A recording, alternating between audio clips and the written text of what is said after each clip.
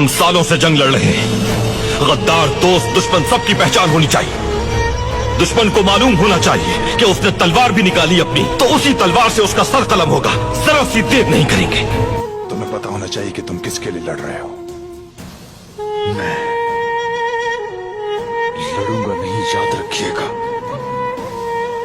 अगर जरूरी हुआ तो काट डालूंगा।